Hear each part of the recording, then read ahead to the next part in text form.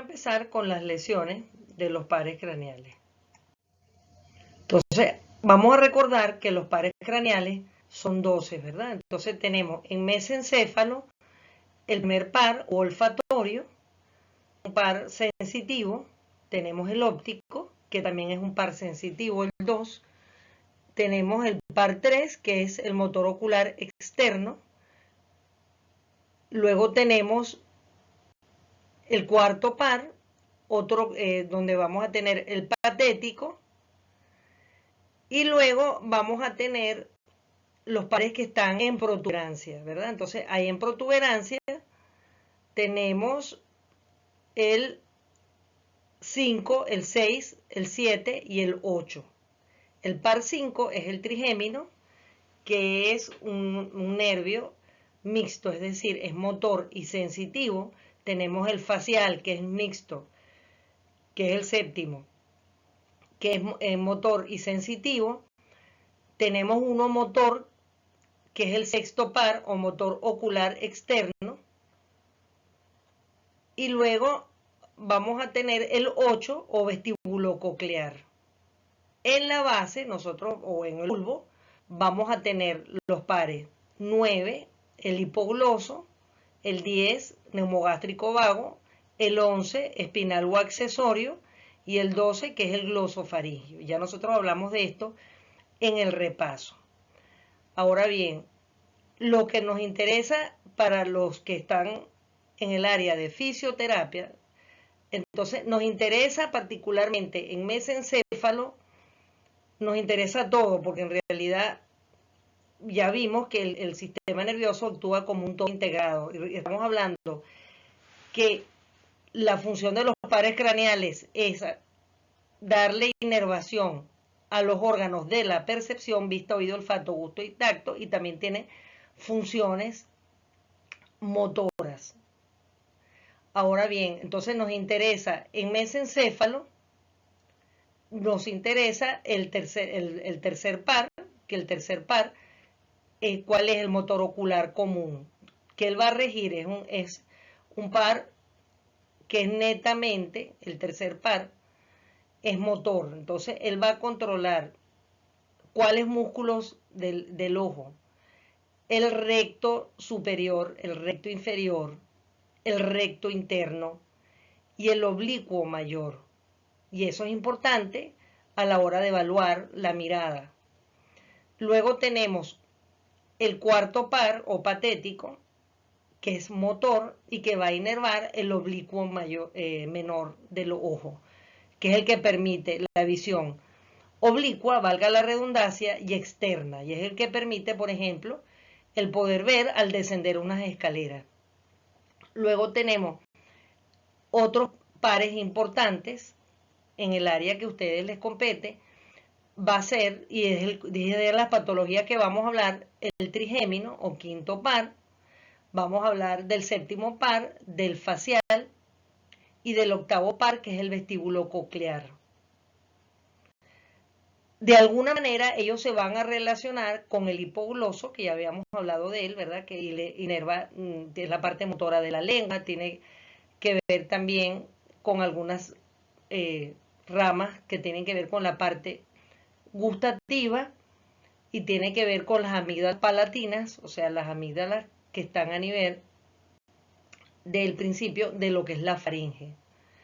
Luego tenemos el neumogástrico vago, que también va a tener que ver de alguna manera con todo lo que vamos a ver anteriormente. Pero nos vamos a centrar en las patologías que tienen que ver con esta situación. Entonces vamos a recordar el nervio trigémino. El nervio trigémino, él va a estar conformado, ¿verdad?, por un ganglio, el ganglio del trigémino.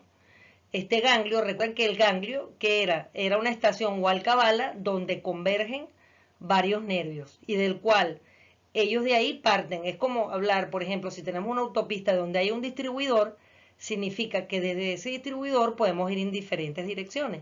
Entonces, ese papel de distribuidor lo hace el ganglio. Entonces, el ganglio del trigémino va a dar 3 ramas. Va a dar la rama oftálmica, que va hacia que es motor, ¿verdad? Estamos hablando de la parte motora, que él inerva lo que es la parte superior del párpado, lo que es la parte frontal, como lo estamos viendo acá, este territorio lo estamos dividiendo por colores, entonces vean que este color gris es la rama que cubre la rama oftálmica del trigémino, esta área, ¿verdad? La área en rosado, que es la rama media o maxilar superior, que inerva este territorio que tenemos aquí, tanto desde el punto de vista motor como sensitivo. Recordemos que el trigémino es mixto. Y luego tenemos en azul lo que inerva el maxilar inferior, que es todo lo que tiene que ver con la cavidad, con los dientes, con parte de la garganta. Y también tenemos entonces que recordar algo bien importante, que el trigémino, él va a inervar, tanto desde el punto de vista sensitivo como en parte motor, todo lo que es cabeza, cráneo y parte de la faringe. Además, él tiene un factor importante porque él es el que activa las glándulas lacrimales a nivel del ojo y también las glándulas salivales a nivel de la cavidad oral. Entonces, es importante recordar esta topografía, este aspecto de los recorridos y las áreas que cubre este nervio a la hora de hacer un diagnóstico. Entonces, aquí tenemos la patología más frecuente de lo que es una alteración del nervio trigémino, es la neuralgia del trigémino. La neuralgia del trigémino, ¿qué significa neuralgia? Algia significa dolor, neuro significa un nervio, entonces es el dolor de un nervio, es un fenómeno, es un síndrome doloroso. Cuando se habla de un síndrome doloroso, no estamos hablando nada más de la percepción de dolor por parte de la persona, sino que causa el dolor. El dolor lo va a causar un nociceptor, ¿verdad? Un nociceptor es una sustancia nociceptiva. El nociceptor son las terminaciones del dolor que lo pueden percibir. Ya nosotros vimos que la vía del dolor y de la temperatura era espinotalámica, como lo vimos en el repaso, y es por esa vía que va a percibir esta neuralgia del trigémino.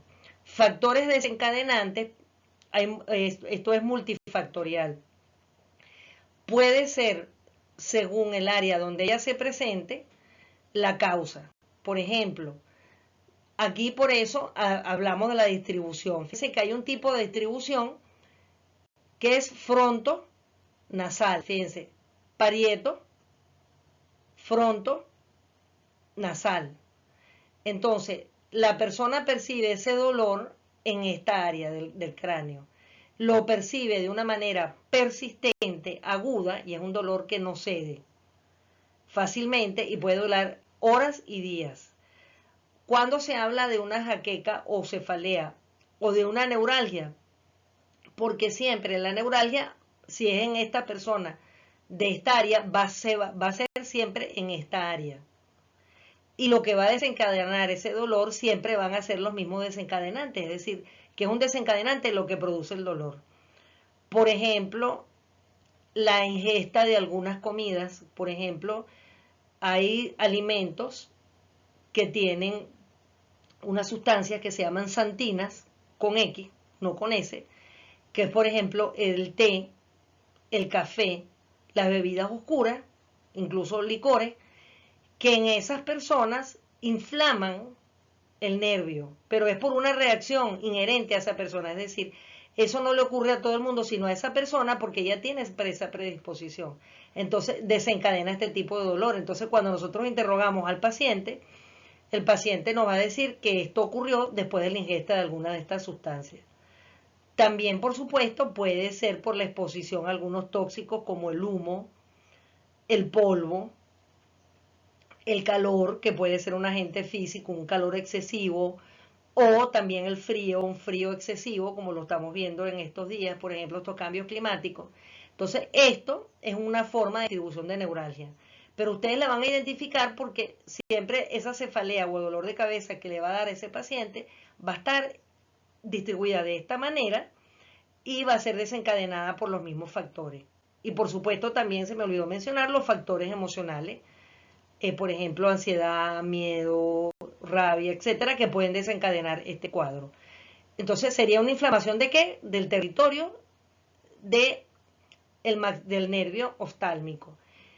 Ahora, otra causa de esta inflamación del nervio oftálmico puede ser un defecto que esté ocurriendo a nivel del globo ocular. Por ejemplo, un vicio de refracción.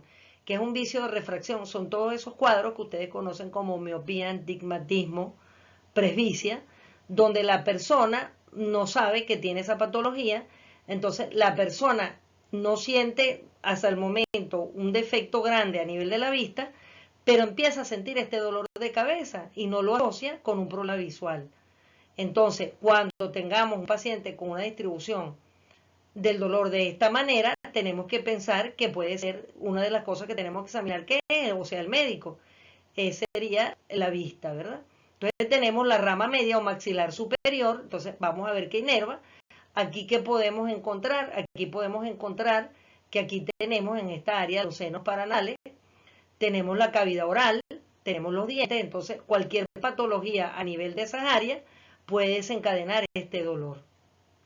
Y tenemos la del maxilar inferior, que estamos viendo que puede ser un problema a nivel de la cavidad oral, de los dientes, de la lengua, puede ser a nivel de la mandíbula, de la parte ósea, cualquier proceso que tenga que ver con esta zona. Entonces, la neuralgia del trigémino, ¿por qué se le clasifica así? Porque es una enfermedad que es crónica, que es una enfermedad que tiene periodos de remisión, es decir, la persona puede pasar años o meses sin dolor y de repente le da la crisis, pero siempre es una enfermedad que va a estar presente en su vida.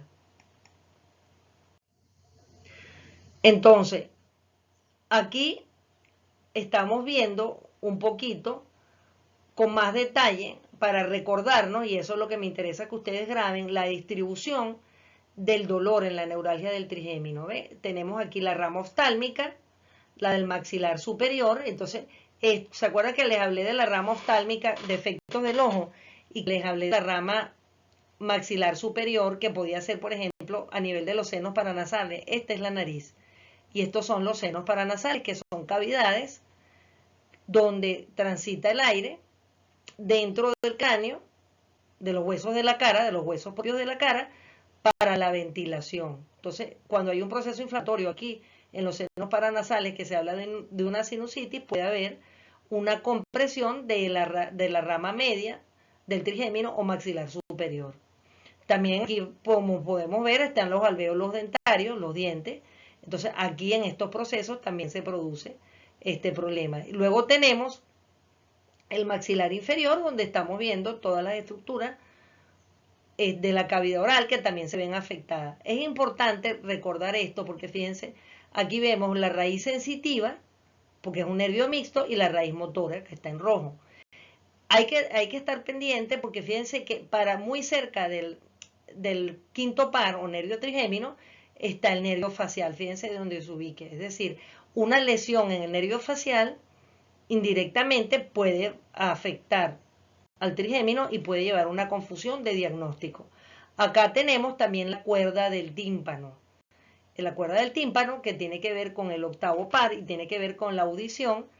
Eso nos dice que, por ejemplo, una fractura de mandíbula puede dañar el nervio facial, el nervio trigémino del maxilar inferior, e indirectamente puede producir una lesión a nivel del oído porque puede lesionar o rasgar la cuerda del tímpano.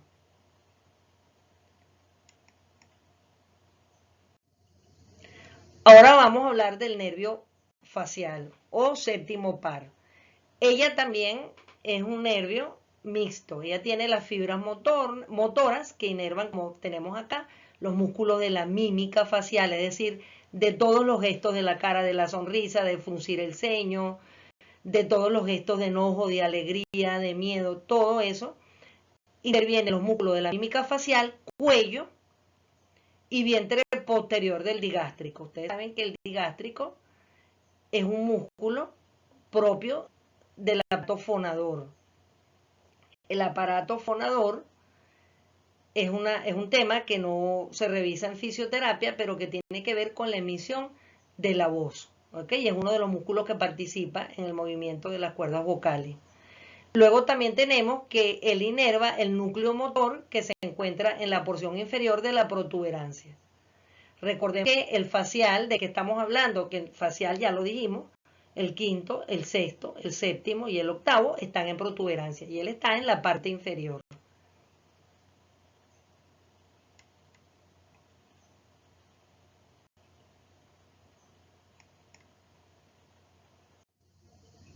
Entonces, vamos a la parálisis facial, los tipos de parálisis facial que podemos tener. Las dividimos en central y periférica. Ya ustedes saben que hablamos de que había una vías sensitivas y motoras. Las sensitivas, recuerden que es espino talámico, cortical, y las motoras son córtico-espinal. Por supuesto, pasan por tálamo, pasan por todas las estructuras, son descendentes. Entonces, a mí me interesa que nosotros podamos identificar cuándo una parálisis facial es central o supranuclear y cuándo es periférica. Cuando se habla de una parálisis central, se habla de una parálisis central o supranuclear cuando la palabra nos lo dice. ¿Dónde está el núcleo del facial? El núcleo o el origen real del facial está en la protuberancia. ¿Dónde está la protuberancia? En el tallo cerebral. Es decir, no está en corteza, sino está en tallo. Cuando se habla de una parálisis central, entonces estamos hablando que la lesión, ¿verdad?, va a estar no en protuberancia, sino va a estar en corteza. Bien, la lesión de la zona que está en corteza, que tiene que ver con los movimientos o la parte de la corteza motora que tiene que ver con los movimientos faciales, es la que va a estar lesionada en una parálisis central. En cambio, por lo tanto, vamos a recordar que el facial tiene dos ramas, el facial superior y el facial inferior. Ahora bien, cuando hay una parálisis central, supranuclear o cortical, el que va a estar afectado es el nervio facial superior. En cambio, cuando hablamos de una parálisis facial periférica, eso significa que la lesión es desde donde está el núcleo de origen del séptimo par o facial, que está en protuberancia, como ya dijimos, pero no está afectando a la corteza motora que está mucho más arriba de ella, sino es desde la protuberancia hacia abajo. Por lo tanto, en la periférica está lesionado el nervio facial superior e inferior. Entonces, aquí tenemos la causa más común donde nosotros tenemos de ambos tipos de parálisis, son los eventos isquémicos vasculares o accidentes cerebrovasculares o ictus cerebrales, es decir, que son procesos donde hay una falla aguda de suministro de oxígeno a las neuronas, a la masa encefálica, donde entonces se va a producir la muerte o la lesión de estas neuronas. Ahora bien, nosotros vamos a ver que esa es la causa más común. Ahora, aquí tenemos algunas características de esa parálisis. Tenemos hiperacusia. ¿Qué significa hiperacusia? ¿Se acuerdan que vimos cómo está la relación entre el facial y el trigémino y la cuerda del tímpano cuando vimos trigémino? Entonces, la hiperacusia es que no se soporta un sonido a nivel normal. Por ejemplo, nosotros podemos distinguir un ruido, los diferentes tonos de, los diferentes agudezas pues, de un sonido. Si es un sonido muy alto, entonces eso lo podemos percibir de uno menor, pero si nosotros todos los sonidos los sentimos como muy altos, nos molesta cualquier ruido, eso se llama hiperacusia. Y es porque se está lesionando de alguna manera indirectamente la cuerda del tímpano. Hipoageusia, esto se refiere a la disminución de la percepción de los sabores. ¿Por qué? Porque nosotros cuando vimos el repaso del facial, hablamos que el facial también tenía, el inerva las papilas gustativas de la punta de la lengua. Entonces percibimos menos los sabores, eso es lo que es hipoageusia. Seroftalmia se refiere a un síntoma. Todos estos son síntomas que presenta el paciente, son cosas que le podemos ver nosotros. Y también son signos porque nos dice qué es lo que está presentando. La seroftalmia es lo que se conoce como ojo seco, ausencia de lágrimas en los ojos, porque se acuerdan que habíamos hablado que el trigémino tenía que ver con las lágrimas, pero el facial de alguna manera.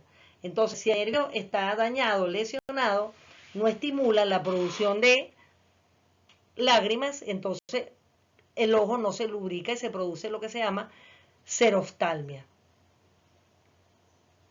Ahora, fíjense, cuando nosotros hablamos de la parálisis facial, periférica y central, vamos a ver características importantes que vamos a seguir viendo en la próxima lámina.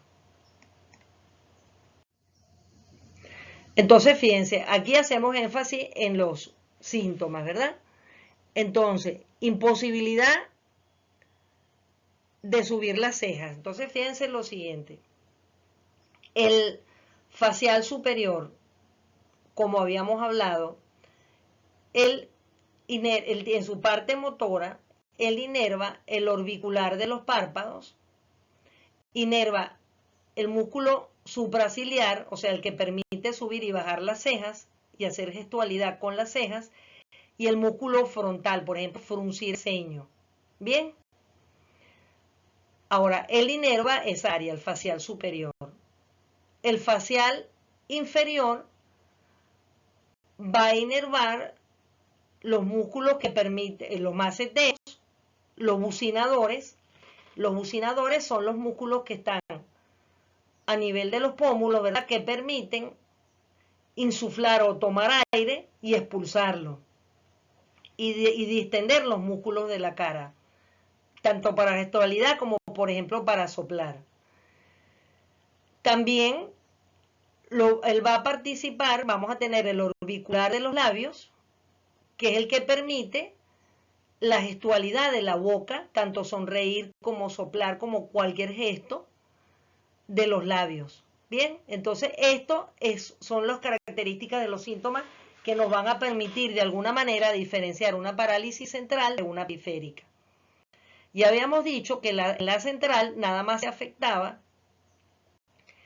el facial superior, que inervaba, ¿cuál? Va a inervar a nivel, va a inervar el que permite la oclusión del globo ocular, va a inervar el que permite bajar y subir la ceja, el superciliar y el frontal. Entonces, cuando habíamos hablado de el facial inferior, pues él inerva lo que habíamos hablado ahorita, el bucinador que permite insuflar, tiene que ver con los maceteros, que son los que permiten la trituración o masticación, y también hablamos del orbicular de los labios. Entonces, cuando tenemos una parálisis central, nosotros, o cualquier tipo de parálisis facial, nosotros exploramos al paciente ¿cómo? Uno, exploramos la gestualidad. Por ejemplo, le pedimos que frunza el ceño, o sea, frunza lo que es la frente. Le pedimos que abra y cierre los ojos, que suba y baje las cejas. Le pedimos que se sonría hacia un lado, hacia el otro. Le pedimos que saque la lengua, que mueve la lengua hacia adelante, hacia los lados. Le ponemos un pequeño globo y le pedimos que sople. Entonces allí es donde nosotros podemos ver y explorar, y nada más con un examen clínico poder determinar si es una parálisis central o periférica. ¿Cuál es la gran diferencia entre una parálisis central y periférica? Que en la parálisis central, cuando nosotros mandamos al paciente a cerrar el ojo, el paciente puede abrir el ojo y mantenerlo abierto. ¿Bien? ¿Por qué? Porque lo que él tiene lesionado, ¿verdad? Recuerden que hablamos, por eso era importante repasar las vías motoras. Si él tiene una lesión a nivel de corteza motora, porque es una parálisis central, entonces, él, por ejemplo, tiene, cuando hablamos de la vía piramidal directa, ¿se acuerdan que era aproximadamente un 70% de las fibras que pasaban al otro lado, al otro hemisferio? Entonces, cuando ellas van a inervar, ¿verdad? Las fibras piramidales pueden estar paralizadas por el evento isquémico que hubo a nivel de la corteza motora. Pero como ella tiene unas fibras que no se cruzan, es decir, que quedan del mismo lado de donde hubo la lesión, por ejemplo, era en este hemisferio y este era el hemisferio derecho, esas fibras van a permitir todavía elevar el párpado superior. ¿Por qué? Porque no va a estar afectado la rama inferior del facial, sino nada más la rama superior. Bien. Por otra parte, es importante entonces, como nada más está en corteza, uno, la persona es capaz de abrir y cerrar el ojo o permanecer el ojo abierto, depende de la extensión del daño de la corteza motora. Otro, la lesión va a ser contralateral. Vamos a recordar que, les repito, que la vía piramidal el 70% se cruza. Entonces, vamos a tener que lesión la vamos a visualizar en el lado opuesto. Por ejemplo, fue en el hemisferio derecho, entonces se va a manifestar en el hemicuerpo izquierdo.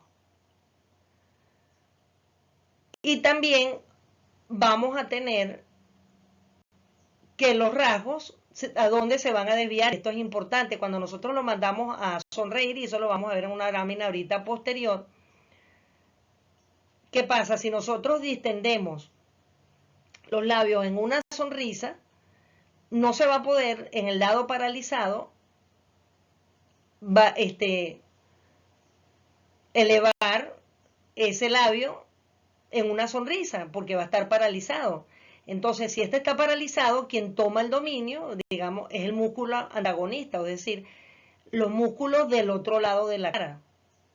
Es decir, que por eso es la desviación del rostro. Entonces, esto lo vamos a ver mejor aquí en las láminas que van a venir.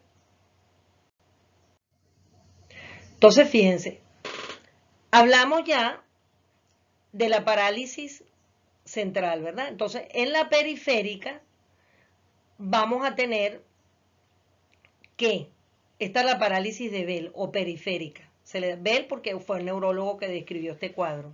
Entonces, fíjense, aquí tenemos esta persona, si tiene dañado el facial superior y el facial inferior, entonces responde a qué. Si tiene el nervio motor frontal lesionado que pertenece al facial superior, no puede elevar, ni hacer gestos, ni fruncir el ceño. No puede elevar las cejas ni bajarlas, ¿verdad? Que ya lo hablamos. Esa persona tiene incapacidad para cerrar el párpado. ¿Ok? Entonces, esa persona, la persona que habíamos hablado de la parálisis central, podía abrir y cerrar los ojos. Depende, ¿no? Si es una paresia, o sea, no es una parálisis total, sino es menor, o es totalmente completa. En cambio, en la parálisis periférica o parálisis de Bell, hay incapacidad para cerrar los ojos. Entonces le pedimos al paciente que cierre el ojo y no lo puede hacer. ¿Por qué? Porque recuerden que en la parálisis periférica está dañado tanto la rama superior como la inferior. Si es así, significa que la vía piramidal supranuclear, o sea, la que va hacia corteza, está dañada. La que agarra las ramas periféricas, o sea, las poquitas ramas que quedan del mismo lado, también están dañadas, o sea, porque está dañado la rama superior y la inferior. del facial. Entonces, no puede haber una apertura del ojo, ¿ves? Que está dañado los nervios que inervan la parte motora del ojo. Y incluso hay algo que se llama el signo de Bell, que consiste en que uno al paciente le pide que dirija la mirada hacia arriba, ¿ok? ¿Por qué ese paciente puede dirigir la mirada hacia arriba?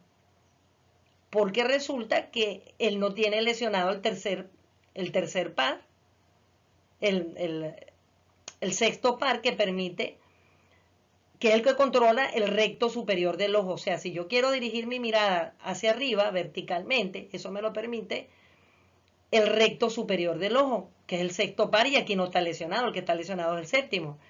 Entonces yo puedo dirigir, teniendo esta parálisis facial periférica, mi ojo, pero el ojo queda en blanco, o sea, la córnea queda en blanco, es decir, el ojo se desplaza al polo posterior del ojo. El ojo queda como lo que llamamos un ojo en blanco. Eso se llama parálisis de Bell, porque no hay músculos que puedan hacer la contraposición de ese movimiento. Aquí se hace énfasis en la toma, en la parálisis facial o parálisis de Bell, de las tres ramas, la superior y la inferior. Luego tenemos la incapacidad para cerrar el párpado, como lo mencioné, o signo de Bell. La comisura de la boca se cae. Fíjense que se cae, ¿por qué? Porque cuando la parálisis, y eso es importante, otra diferencia, la parálisis central, y vamos a ver visualmente que la parálisis se visualizaba en el hemisferio contralateral, o sea, si la lesión era en el hemisferio derecho, se iba a ver en el hemicuerpo izquierdo. En cambio aquí, si la lesión es, por ejemplo, en el hemisferio izquierdo, se ve en el mismo lado. Por eso se habla de una parálisis directa. Entonces, cuando es una parálisis central, es una parálisis alterna, porque se ve en el lado contralateral donde se originó. En cambio, la parálisis facial periférica es directa porque se ve del mismo lado donde se origina. Aquí lo podemos visualizar mejor, que era lo que les quería mostrar. Entonces, fíjense, aquí vemos esta paciente. Si nosotros le vemos el rostro, ¿qué tipo de parálisis tiene esta paciente? Quiero que observen esta parte de la hemicara, ¿no? Entonces, cuando nosotros hablamos, por ejemplo, esta es la parte derecha y esta es la parte izquierda, esta paciente, vamos a ver que esta paciente tiene una desviación de los rasgos hacia el mismo lado de la lesión. Fíjense, entonces, cuando hablamos de que ella tiene, ¿por qué? Porque fíjense, realmente, ¿dónde esta mujer tiene la lesión? Esa es la primera pregunta que cuando veamos una paciente así. Entonces, cuando vemos esto, si es una parálisis central, por ejemplo, si este es el hemisferio izquierdo y este es el derecho, ¿y dónde estamos viendo las manifestaciones? Todas las manifestaciones en el hemisferio derecho, en la hemicara derecha. Entonces, la lesión, si fuera central, sería en el hemisferio izquierdo. ¿Por qué? Porque recuerden que el 70% de las fibras de la vía piramidal se cruzan. Y como nada más afecta a la rama facial superior, se va a manifestar, entonces, alterna. Esto es lo que se llama una parálisis alterna. Bien, que es característica ¿de qué? De una parálisis facial central. Ahora bien, si esta paciente tuviera una parálisis facial directa, si ella tiene la lesión en el hemisferio derecho, las manifestaciones va a ser en el mismo lado, o sea, en la hemicara derecha. Fíjense que aquí nosotros no podemos saber en esta paciente, porque no la podemos examinar, si es periférica o central. ¿Por qué? Porque la clave nos lo daría, por ejemplo, la oclusión o la apertura de los ojos. Como habíamos dicho, si ella pudiera, aquí vemos, por ejemplo, si vemos este párpado del ojo izquierdo, vemos que hay una paresia o una ptosis palpebral, que es un cierre parcial de el párpado superior del ojo derecho, lo comparamos con el izquierdo. O sea, aquí hay una simetría, ¿verdad? Este párpado no es igual que el lado izquierdo. Entonces, aquí hablamos de una paresia. Pero nosotros vemos que los rasgos están desviados hacia el lado derecho. Ahora, fíjense, ¿por qué los rasgos se desvían hacia el lado derecho? Porque los músculos que están activos son justamente los que están sanos, son del lado derecho. Entonces, claro, como estos son los músculos, estos son, por ejemplo, agonistas o antagonistas, entonces estos músculos, su fuerza, como aquí no hay contracción muscular, los desplazan hacia el lado sano. Entonces, siempre la desviación va a ser hacia el lado sano. Es decir, si la lesión fue en la corteza izquierda, la manifestación la vamos a ver en la derecha. Entonces, si esta fuera una parálisis central. Cuando nosotros vemos la paciente, entonces le pedimos que sonría, es más evidente esa simetría. Entonces, fíjense, por eso se habla siempre, cuando hay una parálisis central,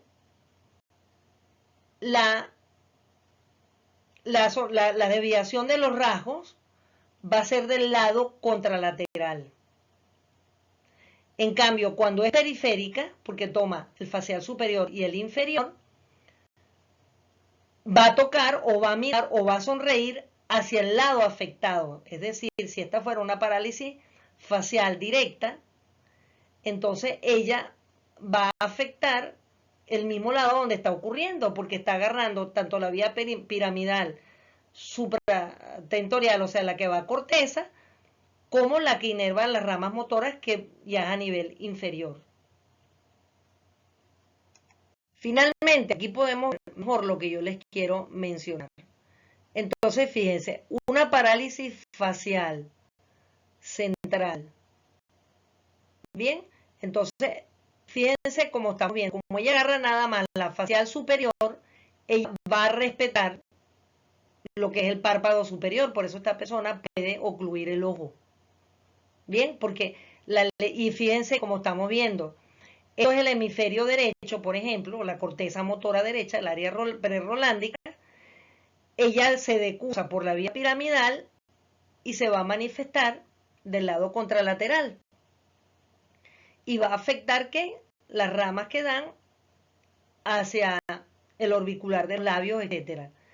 En cambio, cuando es una parálisis periférica, que es la que tenemos aquí, entonces ella, por ejemplo, si es aquí en la corteza motora derecha, ok, ella va a agarrar tanto la que va contralateral como la que va directa, o sea, va a agarrar las que están en los núcleos inferiores, la que va hacia la placa motora. Por eso se habla de lesiones de neurona motora superior y de neurona motora inferior. Eso no lo vimos en el repaso, pero es importante y lo vamos a ver más adelante, que la neurona motora superior, estamos hablando de una lesión cortical. Por eso aquí se habla de parálisis central. Una lesión de neurona motora inferior, estamos hablando de aquellas que es por debajo de corteza, bien puede ser de tálamo hacia abajo o incluso en placa motora. Craneal, vestíbulo acústico. Este par se encuentra en donde? En protuberancia, al igual que el trigémino, quinto par, al igual que el facial, séptimo par, al igual que el sexto par, el motor ocular externo. Entonces, él va a tener dos funciones. En realidad, es un par craneal sensitivo porque él comprende lo que es la parte de la audición. Aquí tenemos el pabellón auricular, el conducto auditivo interno. Este es el pabellón auricular, tenemos el conducto auditivo interno. Luego aquí nosotros tenemos que la parte auditiva es porque a través del aire se desplaza lo que es el sonido, pasa por los huesecillos, la cadena de huesecillos, el martillo, el estribo, el lenticular. Luego vamos a tener que esta es la parte auditiva y aquí entonces vamos a tener unas neuronas que son los receptores de la audición, que son el órgano de Corti, que es lo que corresponde a la audición, al órgano, a la parte sensorial de la audición. Luego vamos a tener la cóclea. Cóclea es esto, se le llama cóclea porque tiene aspecto de caracol, ¿verdad? Entonces él tiene acá los canales semicirculares, que son estos, que tienen un líquido, donde está una linfa, que es un líquido donde va a tener neuronas receptoras de las vibraciones y del equilibrio en forma de gel. Entonces, esto corresponde ¿a qué? Corresponde al vestíbulo. Ahora bien, esto corresponde aquí al vestíbulo. Entonces, la parte auditiva, entonces, él es responsable de la audición y de la parte vestibular. Entonces, esto es importante, ¿por qué? Y por qué es importante para el fisioterapeuta. Porque vamos a recordar que la coordinación de los movimientos, la propiocepción, que recordemos que la propiocepción es la percepción profunda de la posición del cuerpo y de los miembros del cuerpo en el espacio, va a depender ¿de qué? De los receptores que nos van a decir en qué parte está ubicada la cabeza, los pies, etc. Y esto va a ser porque él va a tener unas vías aferentes, unos axones que él va a enviar a dónde? A cerebelo, que es el que va a coordinar el movimiento y tiene que ver con la propiocepción a través de los cordones posteriores de la médula. También va a tener conexiones con tálamo y va a tener conexión con otro par craneal, que es el tercer par craneal, el segundo par craneal, o sea, el óptico. Tenemos el tercer par, que es el motor ocular común, que ellos también van a permitir a través de esta aferencia que le manda por una vía axonal el vestíbulo, porque recuerden que él se encuentra en protuberancia y lo manda a mesencéfalo, va a estimular a que entonces por la propiocepción, por la ubicación del cuerpo en el espacio, va a permitir el movimiento de los ojos hacia el sitio donde se está produciendo el sonido o la vibración o la ubicación del cuerpo en el espacio. Entonces, las funciones fundamentales entonces del octavo par son equilibrio, movimiento y audición. De Corti. El movimiento, porque eso tiene que ver vestíbulo y lo explicamos en el video cuando vimos la parte final de coordinación de los movimientos, donde vamos a ver un desplazamiento de la cabeza y del cuello hacia el área donde se produce el sonido o la vibración, porque si hay una vibración, entonces hay que modificar la posición del cuerpo para que recupere su equilibrio. Es por eso que yo los invito a que ustedes vean cualquier video donde ven, por ejemplo, un artista, un cantante, etcétera, invidente, y van a ver que esta persona permanentemente, cuando está ejecutando una pieza, bien sea tocando un instrumento o cantando, van a ver el desplazamiento del cuerpo y sobre todo de la cabeza a cuello a medida que él modifica los sonidos. Y eso es ¿por qué? Porque el paciente que es invidente, la persona que es invidente, al no poder utilizar el par óptico, que es el segundo par, va a usar el tercer par y el sexto par. ¿Y quién los va a auxiliar a ellos para ubicarse? Eso lo va a hacer el vestíbulo.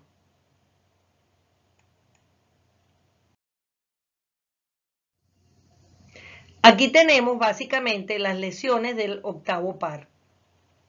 No nos vamos a extender este tema porque las lesiones del octavo par tienen que ver con fisioterapia, pero eso lo vemos más en el área de terapia del lenguaje y terapia auditiva. Entonces, fíjense, tenemos, importante, esto es un síntoma y un signo, el vértigo. ¿Qué es el vértigo? Sensación de mareo con desorientación en el espacio, con alteración del equilibrio. ¿Por qué hay una desorientación en el espacio? ¿Qué es desorientación en el espacio? Por ejemplo, yo cierro mis ojos, yo sé dónde está mi cabeza, mis pies, mis brazos, etc. Tengo percepción de dónde están mis miembros. Tengo percepción de si el piso es rugoso, si es blando, si es duro, etc. Entonces, ese es el vértigo cuando se pierde un poco esa propiocepción. Y por supuesto, hay alteración del equilibrio, porque habíamos dicho que el equilibrio en parte va a depender de este octavo, del vestíbulo, pero va a depender de los propioceptores que están en los tendones, en los cuerpos de Golgi, de los tendones que están en todo el cuerpo, pero que también tiene que ver con los cordones posteriores y las vías cerebelosas y tiene que ver con tálamo. Entonces tenemos el vértigo que puede ser de dos tipos. Puede ser desde un vértigo, la intensidad también puede ser un vértigo leve, que es esa sensación de mareo, o puede ser mucho más intenso, que no permita que la persona pueda incluso caminar o realizar funciones cotidianas. Entonces tenemos dos tipos de vértigo. Uno periférico, tenemos tres tipos en realidad. Uno periférico, uno central y uno reflejo. El periférico es un trastorno del laberinto originado en el oído medio, que ya vimos en la lámina anterior, el oído medio, e interno, y una lesión periférica del cuarto par craneal. Cuando es un mareo o un vértigo periférico, es el famoso síndrome de Meniere, donde, por ejemplo, cuando la persona tiene una otitis, o sea, una inflamación del oído medio o el oído interno, la persona siente vértigo. O cuando, por ejemplo, hay un tapón de cera en el oído que genera una presión interna. Entonces, es un vértigo, pero no porque hay una lesión del órgano del equilibrio, que es el vestíbulo, sino que no hay una buena percepción y eso produce lo que llaman un vértigo periférico. En cambio, el vértigo central son lesiones del tallo cerebral y del cuarto ventrículo. Las lesiones del tallo cerebral, estamos hablando de una lesión a nivel de protuberancia, una lesión a nivel de cerebelo, que son las estructuras que participan en esto, una lesión en el cuarto ventrículo. Vamos a recordar que el cuarto ventrículo está en el piso de la protuberancia y está por encima del bulbo, justo cerca del donde está el núcleo de origen del octavo par craneal. Entonces, haciendo un recuento, hemos revisado básicamente pares craneales en general y los pares craneales que son pertinentes para el ejercicio de la fisioterapia, como son el quinto par, el séptimo par y el octavo par.